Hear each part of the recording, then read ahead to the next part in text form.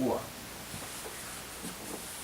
going on? Episode 2 of Tapping In, HypeNaysh News. Today we're going to be interviewing Weston from SoleTrees. Stay tuned. How's it going, man? It's going well. So Good. which one of you guys is Nathan? I'm Nathan over here on the right. Or I guess you're left. Cool. Yeah. Nice to meet you. Yeah, nice to meet you as well, man. Dude, so you've kind of been blowing up on social media and stuff. How long have you been doing this whole business? I know I read on your About Us, it said you started in 2017 and whatnot. I started this business in 2016. I was working a regular day job. I was doing computer systems for a security, doing like corporate security. I was building out their camera systems, and I always had a passion about sneakers, and I came across, I started using shoe trees a lot, in my wearing dress suits and that kind of stuff. Okay. Wooden shoe trees, you guys know what those are? Yeah, I was gonna say, my dad actually is a lawyer, and uses the same things all the time. Yeah, exactly. So I started using those and putting them in my leather shoes, and then I started using them in my Jordans and my running sneakers, and they just weren't made for those shoes, you know what I mean? And that kind of led me down the path to trying to find something that was specifically made for Jordans or made for sneakers, and all that was really out there was kind of the IKEA shoe trees. So I started to I did a class on 3D printing in San Francisco, and at that point I started molding what I thought would be a good shape for a shoe tree, and then we did like a laser scan of the whole thing and brought it up into an AutoCAD program, and from there I started manipulating the concept, the product, until it really started to like come all together, and I came out with my first prototype. That's awesome. Yeah, so it took you about like 6 months of like R&D to actually go through and kind of fully, I guess, I feel like was there a learning curve to you even before attempting to create the prototype, or was that kind of in that 6 month period as well? Yeah, so you guys have messed around with clay before, right? Yeah. Molding and that kind of stuff. There's definitely a learning curve to it, and more specifically a learning curve when it comes to working with AutoCAD, doing laser scanning and 3D printing. Have you guys ever seen a 3D printer or worked with a 3D printer before? Seen it, but never worked with one. I was gonna say in school, because I was in the STEM pathway, we used that all the time for like an engineering pathway. We did airfoils for what were they for? They were for actual like 747s and stuff, and we did different airfoils and printed them out in a 3D printer. And basically, like you said, like you go through an AutoCAD and you have to like sketch it out, and it's like I'm not really good with AutoCAD Google SketchUp. I didn't really have like that finesse in the same people like with like artistic style like that. But dude, using that whole machine, like it's mind blowing. You could do almost anything with a 3D printer. And dude, that's all kind of like savage that you got in there with SoleTrees and just making it that way. Yeah, it's surprising how much stuff you can print with a 3D printer. I ended up the place where I was going to ended up closing down. So I decided it was either like start paying to prototype with a 3D printer, which was people were wanting around $300 per prototype, which is pretty expensive, especially when you're trying to kind of figure out what works best. I ended up I bought one. I used some of the money that I'd saved before I left my job, and I bought a 3D printer. That's awesome. That's awesome. Now, was that your big first leap into this? So did you quit your job and you're like, this is what I want to do, I'm going to design this, and then you just kind of full force went at it and just bought a 3D printer? You know what? I bought the 3D printer before I left my job. Smart move. Yeah. I think that a lot of entrepreneurs say this. You'll hear it on Shark Tank, but never leave your day job and follow your passion. I mean, you got to have some money coming in on the side. 100%. I didn't leave my job until I kind of I secured funding to start the project, and I secured a patent. So all that stuff it took a while to happen. I mean, I was working all day in the morning, get up at 5, and then work till about 4 in the afternoon, and then kind of went on my second shift and did my own. Started working on this company project, figuring out how to start a business, and all the key components that would take in terms of e-commerce, marketing. Did you launch exclusively? So I know that I was reading on your about page as well on your website, and you said that you had went around to find a lot of investors initially. Do you have like just one specific investor that kind of launched with like just a little bit of financial startup to get a lot of these prototypes off the ground?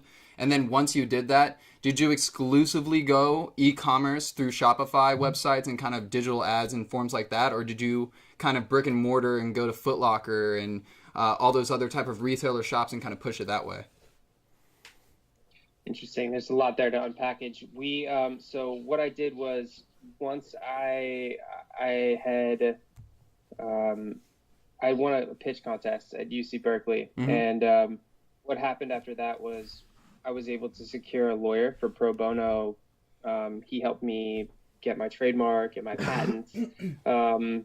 So once we started figuring out what we could kind of claim underneath of the patents. Yeah. Is it pretty broad? Clear picture. Is your patent pretty broad? Were you able to get it pretty broad and like, because I know there's pre-existing art out there, because that's kind of like the broad scope of a patent. You have to be able to prove that it's a unique kind of function. With that shoehorn already being out there, how were you able to, I guess, finesse the patent?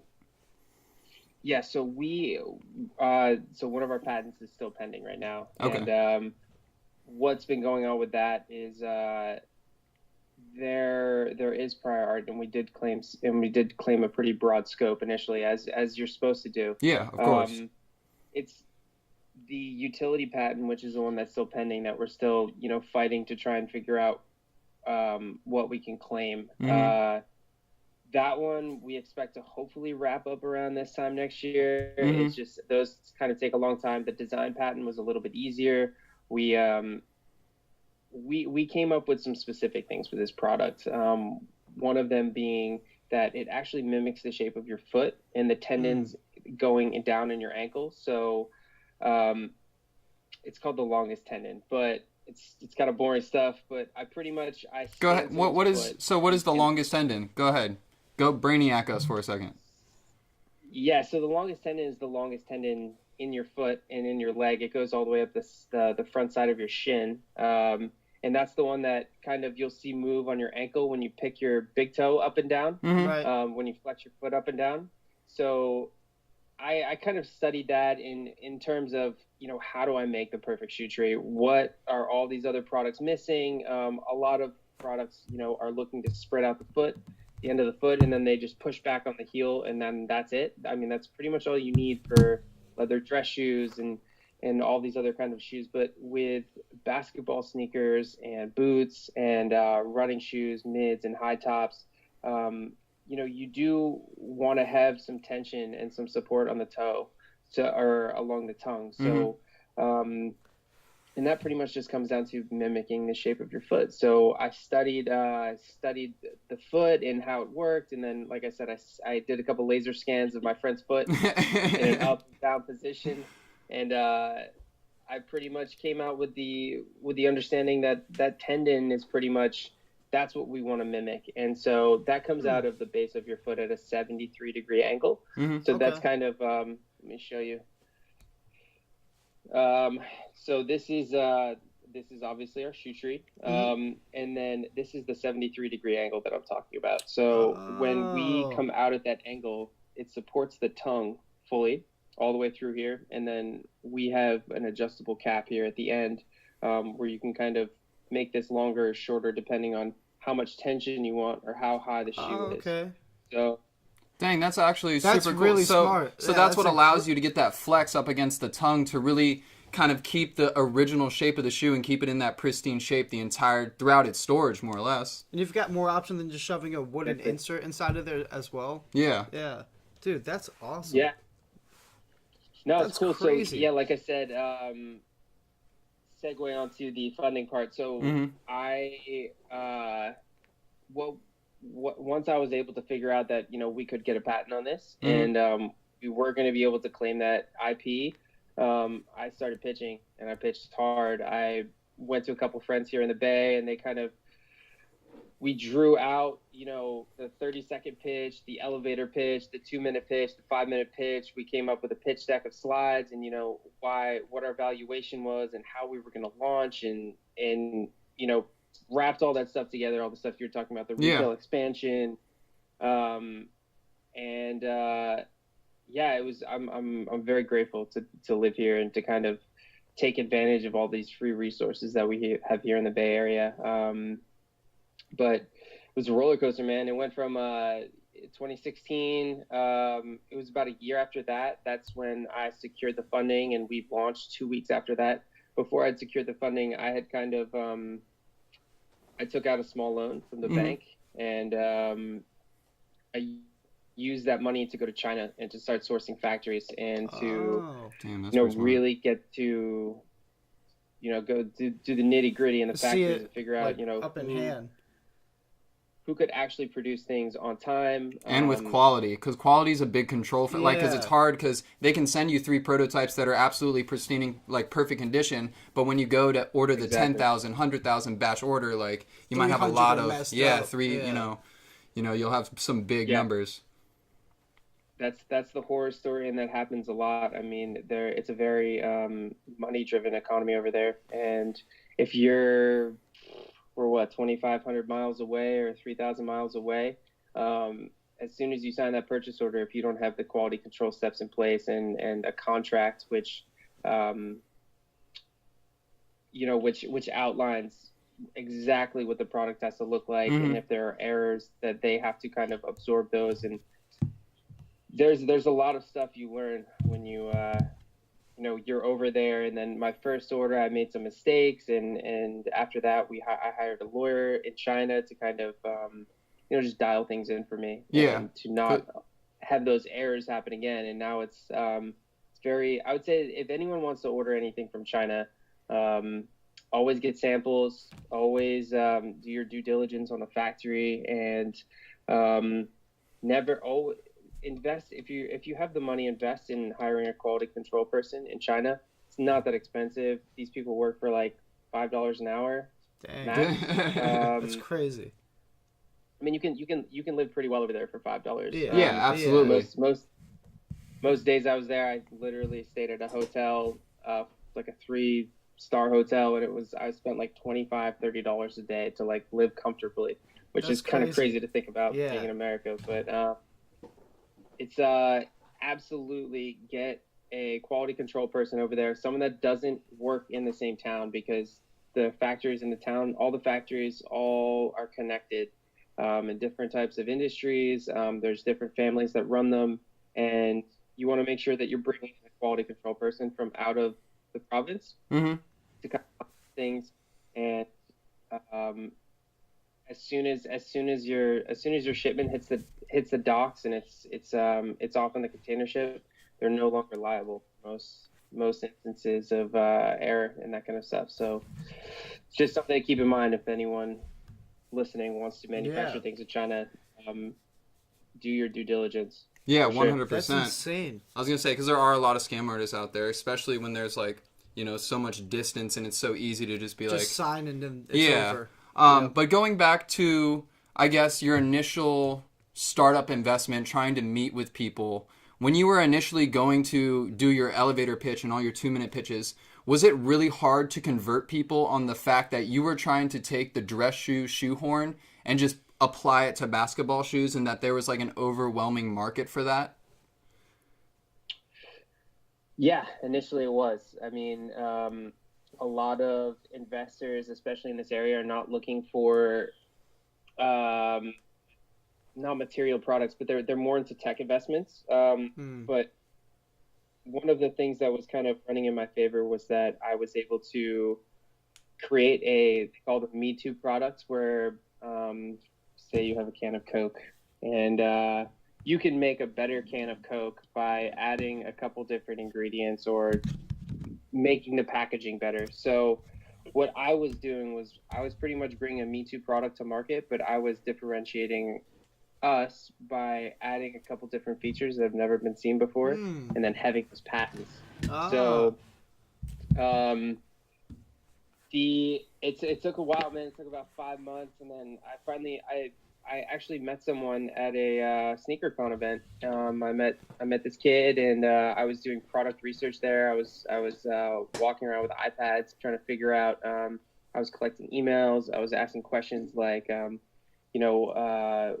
what channels do you subscribe to get your sneaker news, or what kind of influences do you use? How much would you be willing? Have you heard of SoleTrees? How much would you be willing to pay for SoleTrees? I was just, gathering I was doing market research. Yeah, that's actually like some of the best audience to pull from, possibly, because those for are the people specific sample testing like that. Because that's the exact target market right there, like that entire industry. So the fact that you were able to go into SneakerCon in that type of area, that's actually awesome. Yeah, man. that's the best way to do it. Yeah, 100% the best way to go gather some data. Have you guys been to SneakerCon before? No, we don't have any around us. Yeah, no. Where are you guys located? DC area. Okay. I think they're gonna do one in DC this year. Really? Dude, Hopefully, that would be awesome. yeah, I was going to say, because really I think nice. the last sneaker event that was here was probably back in 2005 or 2006. It was a while ago. Because they used to do SneakerCon there, right? Yeah, they used to. Yeah, and then they stopped, and then now it's just like Georgia, California, Toronto, Atlanta. and Canada. Yeah. But yeah.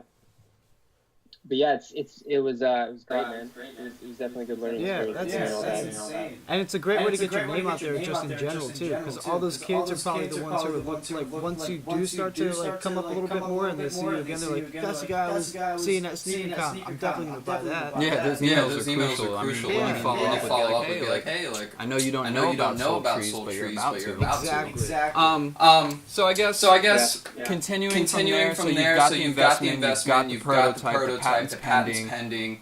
So what are your biggest forms of kind of getting the name SoleTrees out there? I know you do a lot of. I want to say you guys do a lot of influencer marketing, because I do see kind of people that are very deep in the streetwear culture, like at Sole by JC. Someone that gets early pairs all the time. That you're actually he's kind of a sponsor for you. Do you seek out a lot of people that are kind of in the game to be your sponsor like that? Absolutely. One of the beneficial things when I was doing that market research was I was meeting all these people. I was going to every single table. I was talking to people. I was getting to know their story and kind of what their drive and what their passion is, and what their hustle is ultimately. Like, how do they make money? And obviously having an additional stream of revenue coming in and collaborating and working with someone that has a brand or a really good product, or that has early release sneakers that gets a lot of eyes on them. That's those are one of the pillars of just getting views or impressions on people. So when I started out, one of the guys that helped me a lot, Hector from Private Label NYC, the sneaker bags, I don't know if you guys have seen them, but are those like dry steppers, like sneaker bags, like dry steppers? No, like the sneaker bags, like the travel sneakers. Oh, yeah, I know exactly what you're talking about. Yep. Yeah, that's crazy. So that's awesome. They're really high quality products. Yeah. I had met him in 2016 at SneakerCon. I told him what I was trying to do, and they were just launching their product at that time. So it was a great connection to make. And then I ran into him last year, and we reconnected, and he's kind of he's helped mentor me and show me the steps that he's used and done to kind of build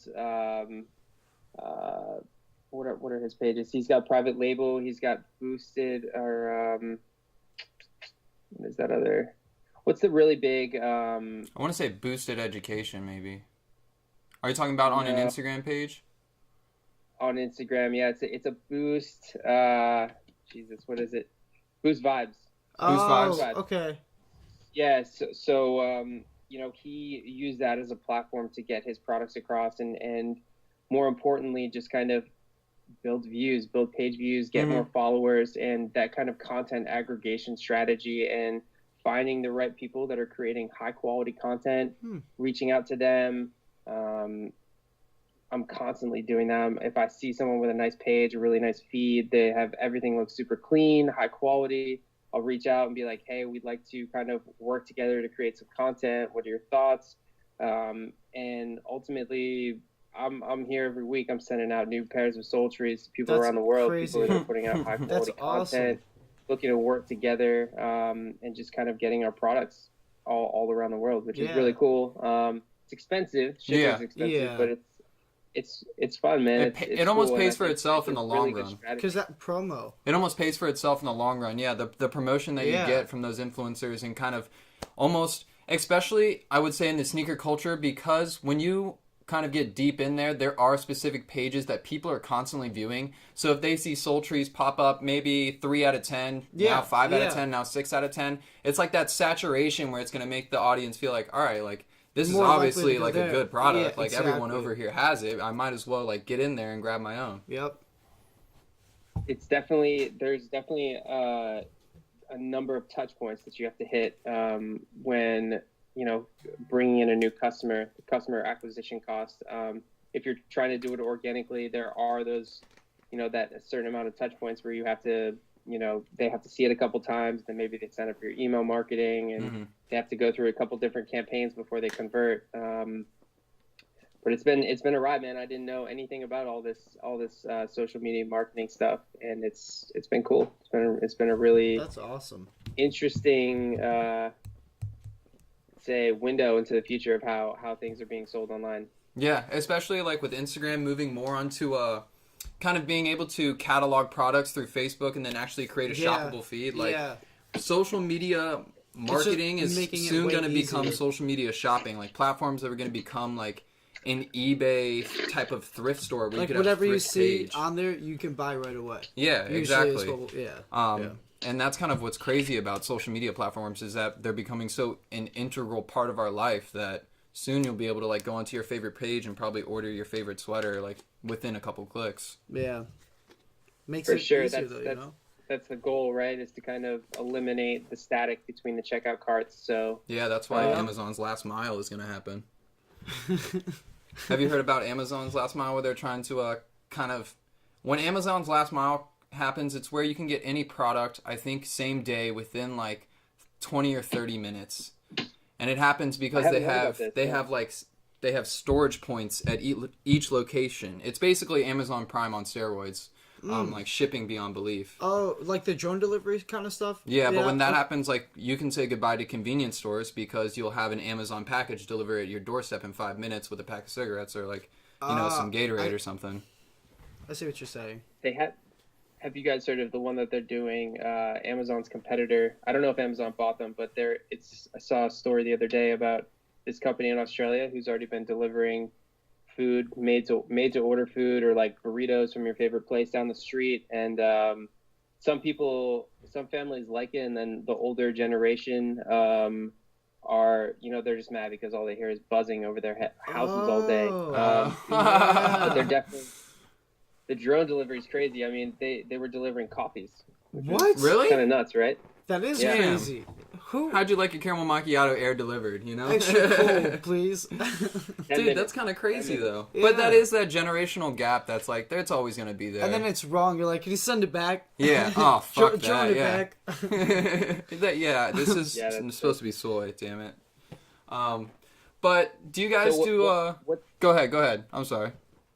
I was gonna say. So what are your backgrounds? What are you guys currently doing? What are you trying to build with this podcast? And ultimately, like, what's your goal this year for 2019? So I guess the ultimate goal is we kind of started this brand HypeNaysh where we kind of do streetwear information and news and a media company. Yeah. And our ultimate goal with that is just to create awareness, influence, and kind of value for the community without actually, I guess, producing a product of our own. You would almost become a media source that reports and is instantaneous with their information. With everything coming out, basically. Yeah. Because it's always changing so quickly, I feel like, for everything right now.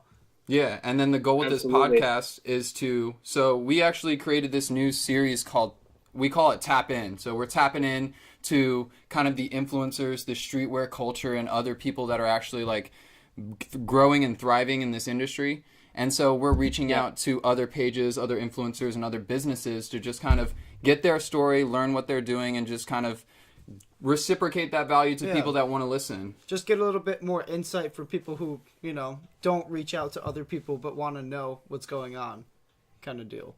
For sure. Yeah. For sure. So I'm looking at your page. When did you guys start this the news page? Like I don't know, like 6 months. Like we started what was it for? It was just like a luxury. Yeah, I was gonna say prior to that, it was a luxury page that I had, and we converted the username. But like 6 months. Yeah, maybe? I would probably say 6 months, almost to maybe a little over half a year. Yeah. But that's just one of those things. Like I do a lot of social media marketing, so I know about like the consistency of value of post. So I try to post like 2 to 3 times a day with like a 2 to 3 hour gap in between each time to allow for like full engagement on each post.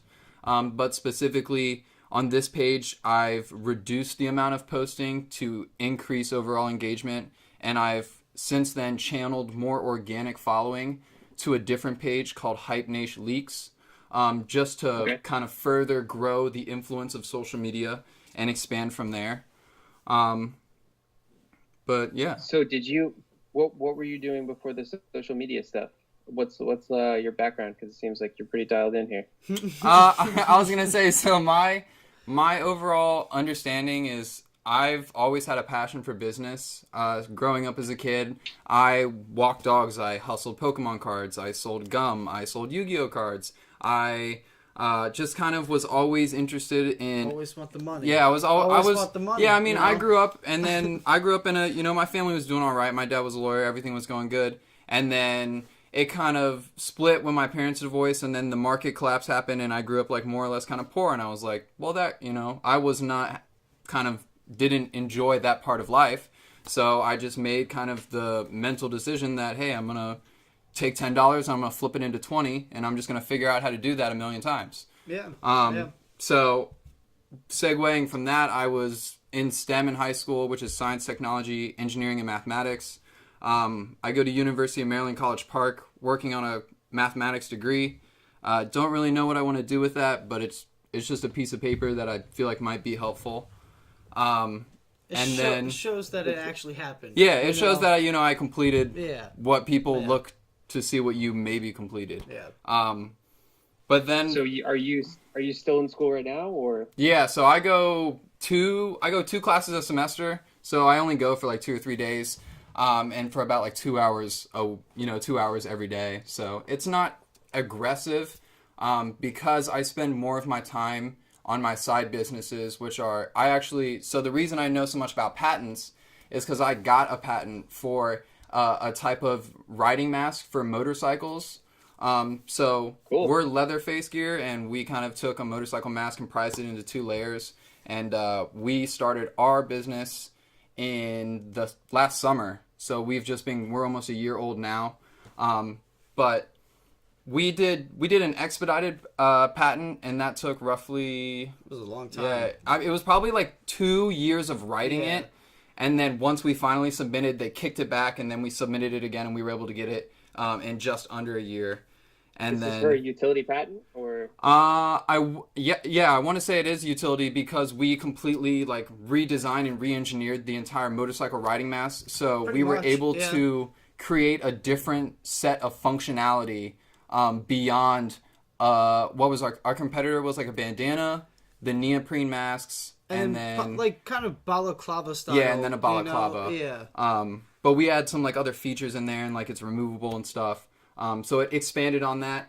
And so It's like that's why I the also know a lot step about social media marketing yeah. and stuff. Yeah. For me, just regular come up, just started working when I was like 15, restaurant and stuff like that. Went into Starbucks for a super long time, longer than I should have. And now I work for another coffee shop that's like locally owned, but they're expanding pretty quickly. So they're opening up like a bunch of stores that are like over here. So I kind of run the one shop that he has over here in Edgewater, and then he's usually over in the one that's in Annapolis all the time. So, and then reselling streetwear. So like I got into this. It's been a few years now though that I've been like following it, and then recently I brought Nate into it probably since when we started up the HypeNaysh account. So like 6 months ago, probably, and then I don't know. It's just been kind of taking off. Yeah, it kind of started taking off just because we sold a lot of stuff at first, and we're like, well, we can make a lot more money on this with 2 people trying to put. Even if I was just putting in, go ahead.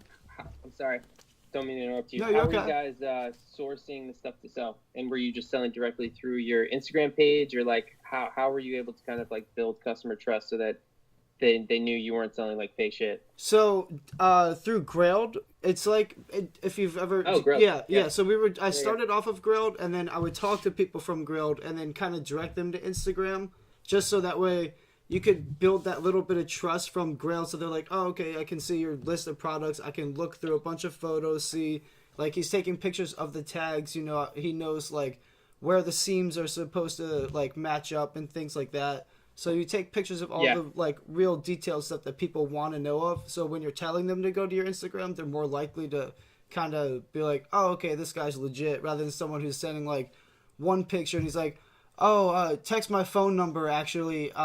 It's my cousin who has it and not me. And you're like, well, that doesn't make any sense. I have to jump through all these hoops. Yeah, it's like, okay, well, that just seems not legit at all. So definitely sure. Grailed started out though, and then that's kind of what kicked off the Instagram for us though. And then eBay too.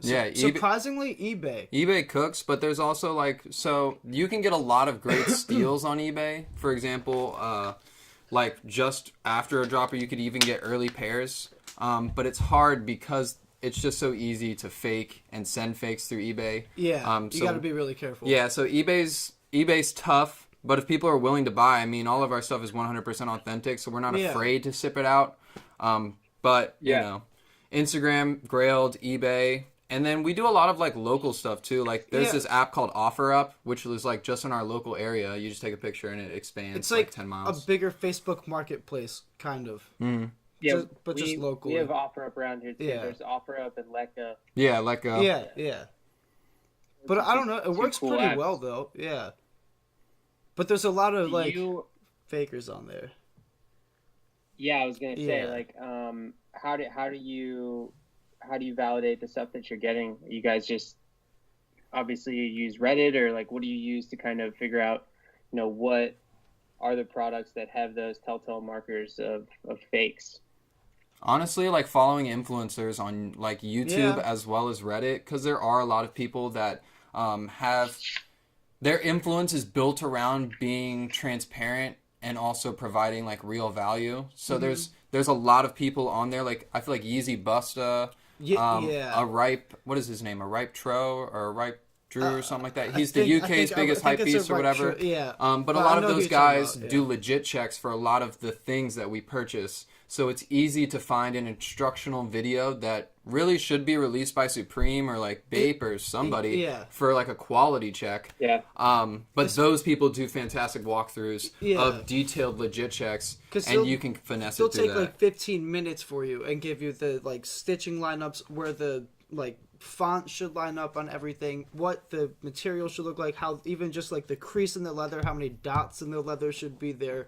Just I don't know. It's there's one guy who does the restoration of shoes too, and he's the same way. He does reviews, and it's like super in depth the whole time, but it just helps out a lot more though than just kind of going to Instagram and looking at a picture, and then you're like 10 slides of a picture. You're like, okay, well that kind of looks similar, but if you can get the video and see it in hand, it helps out a lot more. And what's weird about sneaker culture is I feel people are very they're really, really meticulous and detail oriented. Yeah. So specifically, like talking about SoleTrees, like I like that you guys have a brass kind of metal housing that connects the two black pieces. It just has like a clean, solid look and finish. It's like classy. Yeah. Was that like chosen specifically as opposed to like a wood? Like why didn't you go with wood or as a different material? Or keep it the black 3D printed material. Yeah. So the black 3D printed material is not perfect, and so 3D printing material pretty much it comes in a spool of like this.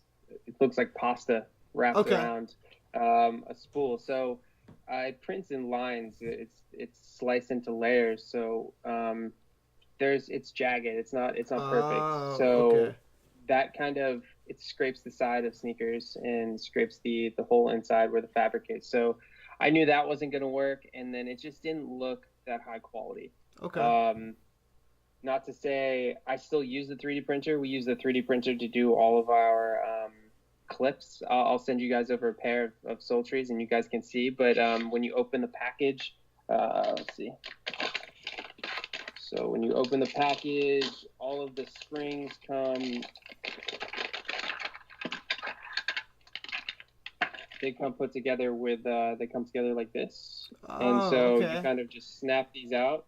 But this part right here is 3D printed. So this middle clip that keeps these together, you can kind of see how it's all printed in layers. Yeah, it's a little bit scratchy, but it's got like a wood grain finish. Yeah, almost. I mean, wood grain. Yeah, it's cool, man. I mean, the 3D printing aspect is really cool, especially because just eliminating another piece that we have to manufacture in China. Exactly. This piece would cost less than a penny to do over there, but it's cool. I like the 3D printing aspect of it. I think that some people have mentioned it in their videos, and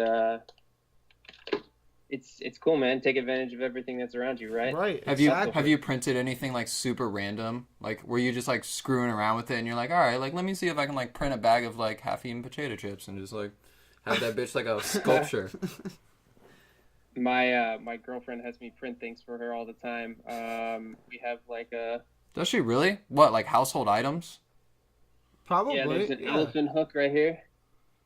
Oh, okay. Elephant head, and we got like a dog head, key holder, and anytime anything breaks around the house, or my friend's Toyota, his latch broke, I printed him a new latch, like. That is so easy. convenient. That's convenient. Because what do? You just like put it in whatever the scanner is, and then you just pop the piece out and it just prints it. No.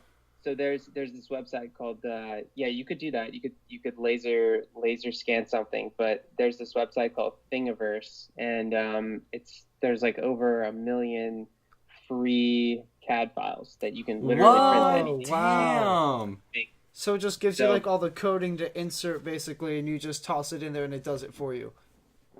Exactly. So you download the file. Oh, that's awesome. SD card into the printer, and it prints that thing right out. It's cool. Damn, that's crazy. Just plug and play. God, that's insane. Yeah. I don't think I would be allowed to have that thing in my house. Because you'd just be printing everything. Let me print this. Let me print this. So you've created SoleTrees. It's taken off. It's expanding. You got the patent. What's next for SoleTrees? What are you looking on the horizon? Speaking back to like dry steppers, like how they create that shoe cover. Are you thinking of something like protection wise on foot while you're wearing the shoe? That would be awesome. So, dry steppers. So those are cool. Mm-hmm. There's a lot of companies that are doing things like that. When I was in Japan, I actually picked these up. These are rubber foot like booties that you just put over your sneakers, which are kind of the same things as the foot steppers. Mm-hmm. I think it would be a really cool product to add. I think the market's a little saturated right now. Not to say that I don't want to do it. But I met a couple of guys that own those stores, and I know that just myself going through kind of bringing a product to market, it's a lot harder when a bigger brand comes in with the same exact product, or you have so many competitors. The competitive advantage is obviously being drained. So I don't know about that product, but we do have. I kind of wanted to build this brand, I wanted to focus on one thing and get really, really good at it, and just provide the customers with something that no other brand is going to do. Crep Protect came out with SoleTrees. Is that scary when that happened? What's that? When that happened, was that like kind of scary? Where you're like, oh shit, like. Yeah. Yeah.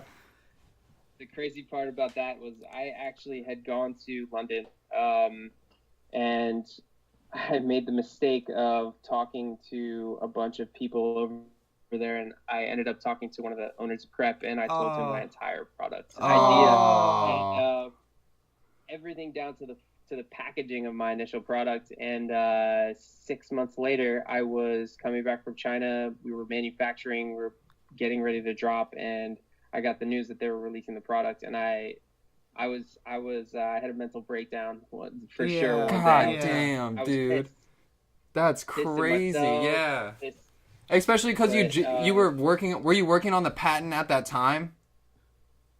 The patent was already filed at that time. What they ended up doing was they went with a different shape product. So we do have the patent on the shape of the product. So our product is unlike any product you'll see out there, just because we focus on the front toe of the sneaker, and it's an aggressive design, and it's not something that this is really hard to package. So what Crep Protect did. Have you guys seen their SoleTrees before? Yeah, I've seen a couple of pictures, and they look like dress shoe style. They look like regular SoleTree kind of style. It didn't look like anything that special besides, I don't know. Yeah, it looked like a Crep Protect version. Just purple. Yeah. Yeah. Let me go grab them real quick. All right. He said I had to get a piece of the competitor. But yeah, because I just know of it. It just, it's like if you were to think Crep Protect making a SoleTree, it's their SoleTree. Yeah, but oh man, they're like, when you think of like shoe cleaning, like that's the brand that comes to mind. Like they like crushed like. Dude, they came out wipes. They were before that Resolution or whatever it is. It's the other shoe cleaner company. Before they came out, the Crep Protect was like the originator. They're the originator of like shoe cleaning. I feel like. They totally are. And yeah. That's what was so scary to me initially. And then I kind of had to sit down. I talked to my investor, and we had a meeting. And he just reminded me that there's so many people out there. The market is so large that even though this company came in and they have this product. Oh, see, that looks like a fake of yours. That's what I would think. Like, that looks like the China-made version of yours. Yeah. Does that still get the same kind of the same big long what was it, the long tendon like how yours does? Yours seems to be like almost 6 inches longer. Back too. Yeah. It doesn't. So one of the main this product already exists, and we sell a product, this exact same product, same factory. They covered theirs with like this suede like material. Yeah. The stuff degrades when you put water on it, so you can't clean your shoes with this on. And it's not made. It's made poorly, but it works for a lot of people, and it looks good in sneakers. So it comes back to that that economics curve, whether it's utility versus need, or I can't remember. I didn't pass that class. It's definitely, it scared me at the beginning, but what everyone told me to do is kind of focus on my product, and I'll let the customers decide when they see the difference between the two. Right. And there is a huge difference. I mean, these products are cheaply made. Ours are, it's our costs are twice as much as their costs. Yeah. And I mean, our products, our springs are better. We have rubber coating. This is all coated in rubber, and it's anti-slip grip, and it's just a lot higher quality product, and it's designed for sneakers. This is designed for dress shoes and maybe like some Vans. Great add-on. Yeah, I don't see that fitting in like a Jordan 1. You know. It's not. Yeah, exactly. It's not going to support the Jordan 1. Look how thin this is at the front. You're not really going to support the whole toe box of the sneaker, which is kind of what I focused on, because that's where It's where most of the creasing is done in your shoes. Exactly. When you're walking up and down, the creasing is all in the toe box, and this it just doesn't protect it. But yeah, it definitely scared the shit out of me. I was lost for a couple days, and then I got back into it, and it was motivation. It really helped me kind of see what can happen when you make a mistake and talk to the wrong people, and then also you just always got to be hustling. You always got to be working faster and smarter and quicker, and have that in the back of your mind that someone is always right behind you trying to beat you to market or trying to get another piece of the pie, and that just makes you hustle harder. And I think that it's cool, man. It's really weird seeing them because they always come by and like see me at sneaker cons and stuff, and they're like looking at my products, and I'm just like, fuck. Yeah. You guys think I stole this. Yeah. Exactly. Just like give them a copy of my patent just so that they can like. Just so they know. Yeah, just so you can read it over. Yeah. Go while you're on the shitter, read this. It's an interesting read. Remember this? Yeah. No, but those guys are hustlers, man. I mean, they went through a really hard patch where their company almost went under, and they went through a serious rebranding, and they've been fucking blowing up, and they're very successful. Yeah. And it's definitely some people to look up to. It's cutthroat business for sure.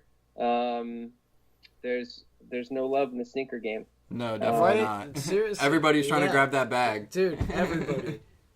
Exactly. And everything's just becoming more limited. So yeah, 100%.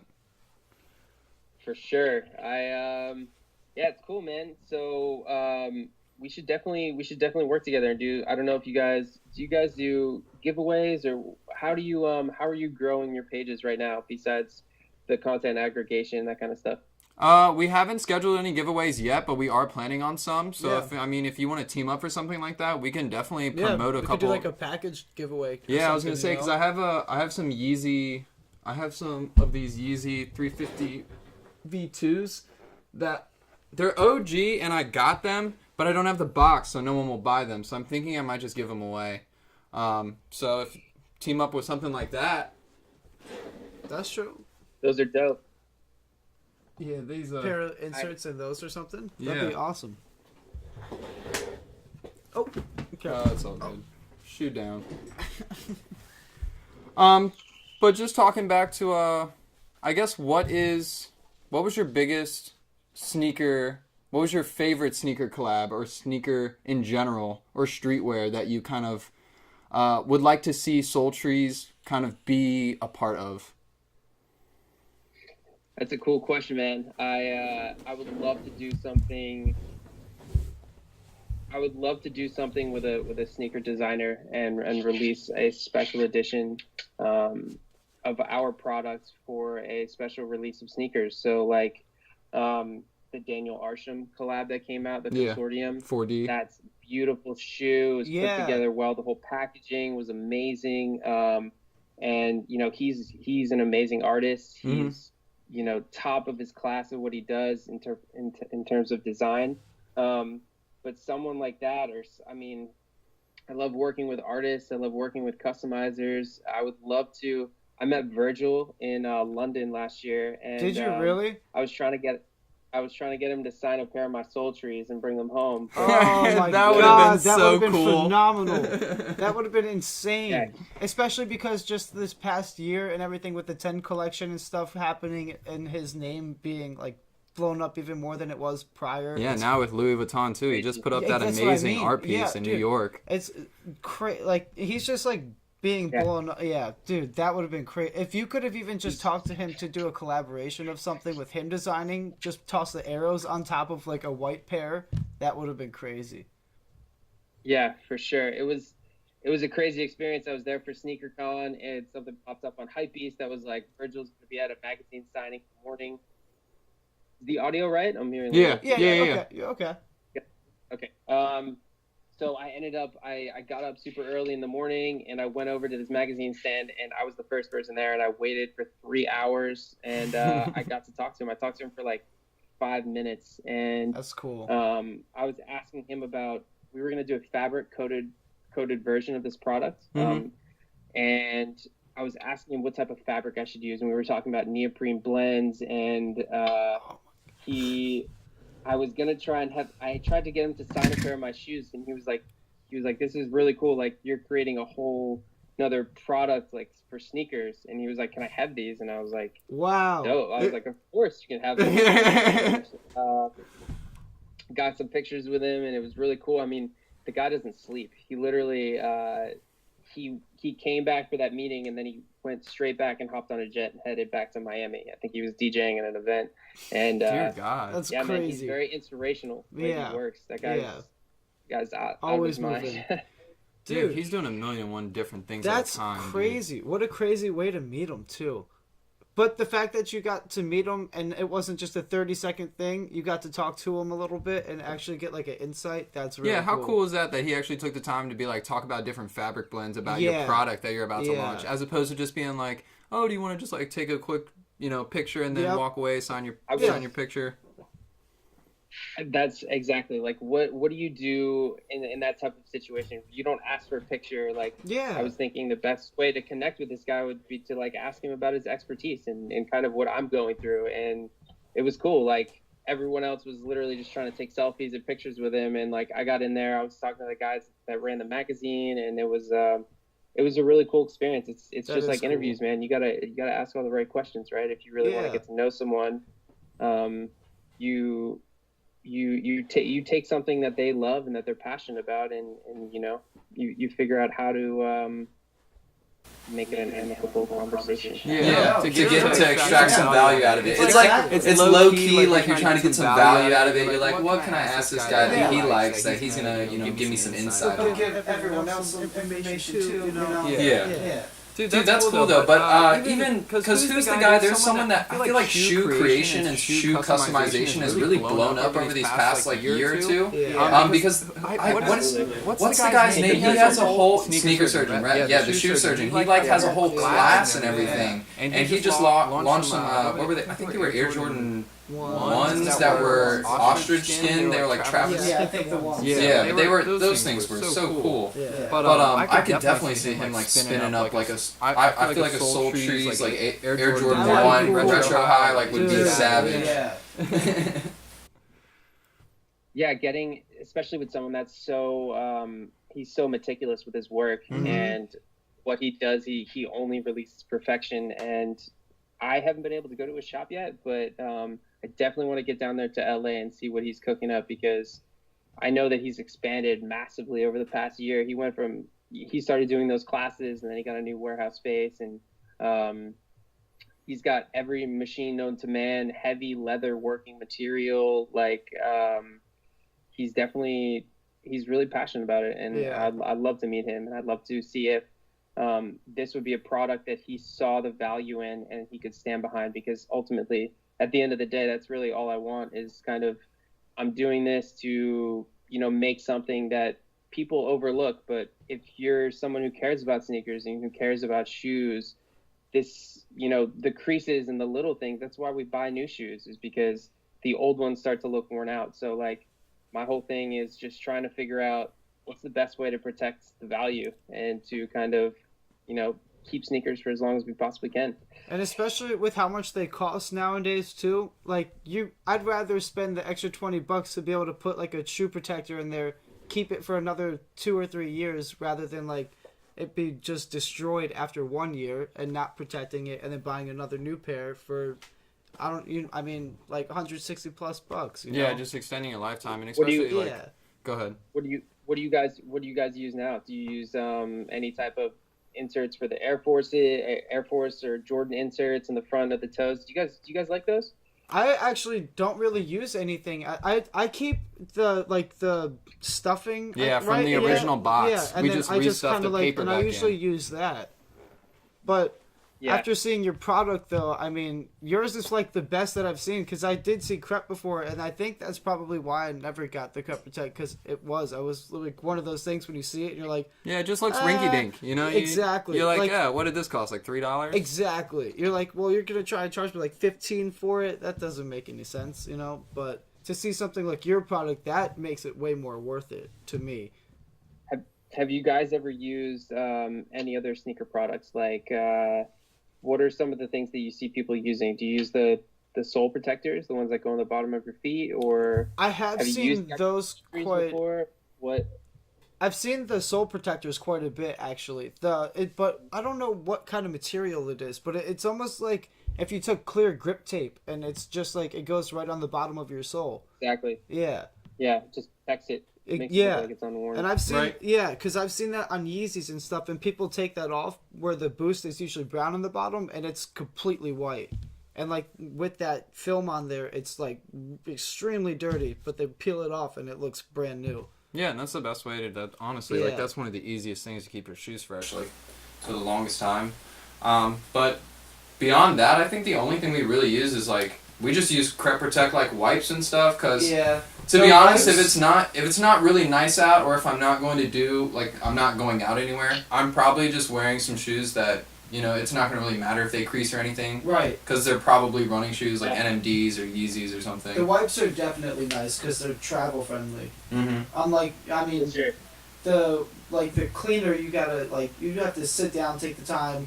It's a deep clean. Yeah, 100%. Exactly, yeah. But I don't know, it brings everything out though. It does, yeah. That's the one thing I'll give it is like it really works, and I mean that's like the best part. Like But at least they stick to their word with it. You know what they need to create? There's something that I don't know if they do this yet, but we've talked about it. Is there a type of protector for, let's say, a Supreme BOGO hoodie that I could spray on my hoodie, and then if I like for some reason like get Parkinson's and dump a whole grape soda on myself, it'll just like run off. If you can make that, then I feel like you could crush the entire streetwear industry because everyone wants to keep a shirt DS, but if they could keep it DS and still wear it, Yeah. that would be fantastic. It'd have to be like a laundry detergent so you could wash it in it or something. Yeah, that's the only thing. How do you remove how do you extract it? But Crep Protect is like a 100% organic product, like it's 100% natural. I think it's coconut oil or something. Yeah, it's like coconut oil, water, and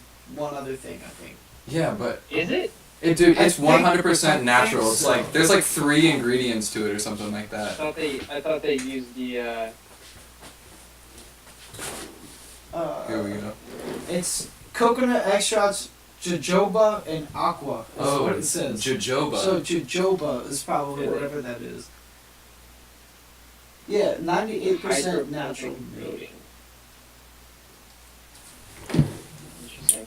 Which But is They crazy. actually do have stuff like that for sneakers, or I'm sorry, for shirts and that kind of stuff. Have you guys seen Never Wet before?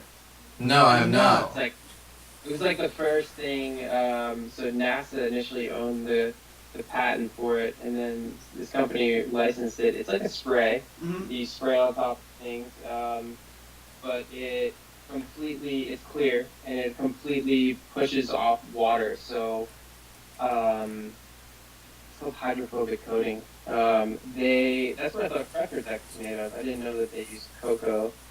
Interesting. Right? The fact that they can I keep know. your shoe like that protected with 100% natural. Well, 98%. Oh yeah. But it's, Almost It's 100, close. you know. It's pretty close. Who's yeah, counting it- the 2%? Yeah, it's close enough. You could probably drink it and almost be okay. Well, I wouldn't go that I far. don't know about that. This might turn into a Tide Pod But, challenge. You don't want to do that. No. Somebody called 911. it is crazy though that it's only those 3 ingredients. I would think the oil is what allows it to be hydrophobic, but whatever what was it? Jojoba? Jojoba. Oh, jojoba. Jojoba. Yeah. Jojoba. I'm assuming whatever that is, that's probably what gets the like stain and dirt out. Out? Yeah. But that's just one of those things. Like, Yeah. if there was like a convenience spray, like what was that called? It was called Never wet. Never Wet. Yeah. I'm gonna have to look that. Does that affect like I guess how it's when you wash it? Does it come off? That's an interesting question. I know that they sell it at Home Depot. They kind of license it for all different types of industrial purposes. But the first video I saw, they sprayed a penny. They sprayed a penny with one side of there's a sticking one, and then there's an anti-wet one. So you'd pour it on the one side of the penny, and the water would just completely go off of that side of the penny. And then the other side, you drop the water on, and the water would literally stay on the ring of the penny, and they would just keep dropping the water on, and it was literally unnatural. It was like hanging on What? in like a droplet around the penny. It was crazy. That's how I learned about that about 6 years ago. And then obviously all those Crep Protect videos or Rejuvenator, the guys that do they're throwing mud or whatever on top of the sneakers, cranberry juice, and it goes right off. I always thought that was that's kind of what they use that for. I didn't know. Maybe it still is. And then the other ingredients are the other stuff. I just don't think that it's like nanotechnology. I don't know how this stuff works. Yeah, you just know it works. Yeah, but it works. But it works. Oh, it definitely works. Because I know Crep Protect, I think the most towards clothing kind of stuff they were leaning towards were hats. And I think at one point they made a spray for hats or something. Yeah, hats I can see. Yeah. But even then, like, how dirty does your hat get? You know? Yeah. Unless it's raining. But even True, then, yeah. I'd rather the Just hat get wet depends. than my head. Guess if you wear the same hat a lot. But True that. But then it's sweat stains, not even like... I'm sure you guys will see a video for this T-shirt anti-wet stuff in the next couple of days on your Instagram feed. Oh, 100%, because we've been talking about it, yeah. Right. That's going to be the first thing that pops up, man. It would be tonight that it pops up. Yeah. I'm surprised I don't already have, like, an email already. Like, where's my 10% off coupon? Yeah. I mean, I'm waiting. Go to Home Depot today. Find a store near you. Well, all right, Evan. Thank you very much for coming on our podcast, man. We appreciate you taking the time and reaching out to us and kind of talking to us about your entire startup. Like, there was a lot of great information in there. Other than that, do you want to give a shout out to maybe SoleTrees or anything? Do you have a discount code that people can use at checkout? Sure, why don't we set you guys up with a discount code? So what I can do is anyone that's listening or following, we can give you guys 15% off your entire order. Free shipping over $50. You want to make it Hype, NaySh? Yeah. Is it HypeNaysh? Yes. You can. No, let's do HypeNaysh. HYPENAYSH. Cool. Got it. So by the time anyone signs up for this, enter that code at checkout and you get 15% off any of your Shoe Tree products. Dude, that's awesome. Yeah. Hell yeah. We'll push it super hard for like the next week or something. Just try and get a bunch of people flowing in there.